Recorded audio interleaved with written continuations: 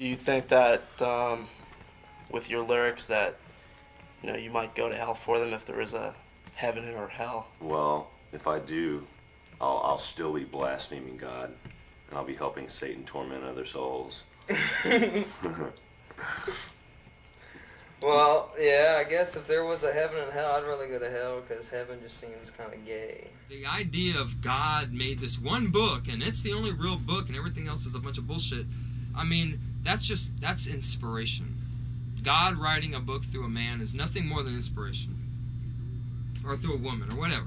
It's like, It's not like, I don't buy the thing about how, the Ten Commandments are the truth beyond any other truth.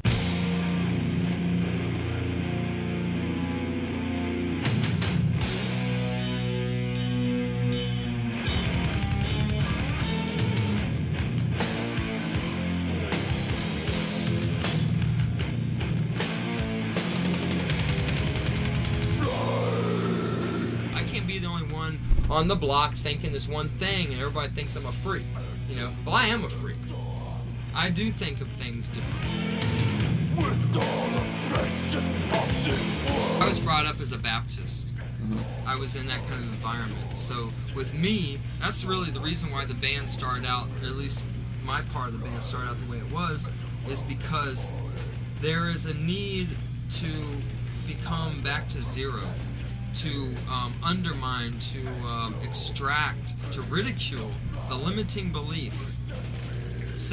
For me, the limiting belief is that if you don't go through Jesus Christ, then you're damned to hell. It doesn't matter if you're a good person, if you're cool, or whatever. It's all a falsification. It's all a lie.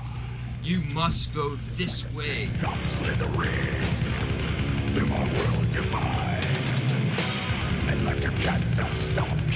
I was in life when I was younger, I felt like I was in a play. The play is life, and I didn't know my lines. I just was like, wow, all this stuff's going on. I don't understand it. I can't seem to flow with it. I'm kind of, where do I fit into this stuff? Because I was very brutally honest. I don't understand tact.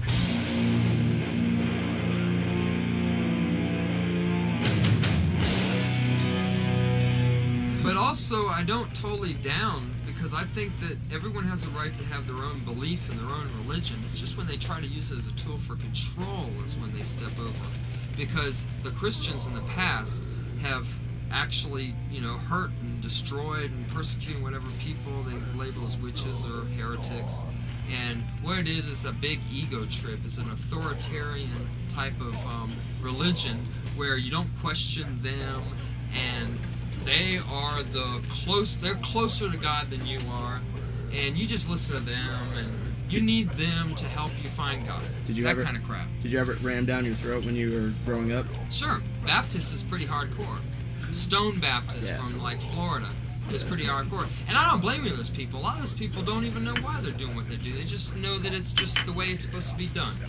Because we're not that big, we've got our own style, but our music is risky, and it's not like, we ignore our trends. We just do our thing and put out our album and don't even think about what other people are doing. From the very beginning, we've always done our thing. Even with Ultras of Madness, like this one guy from New York, a critic, would tell me stuff like, well, you're a little late with the satanic image and all that.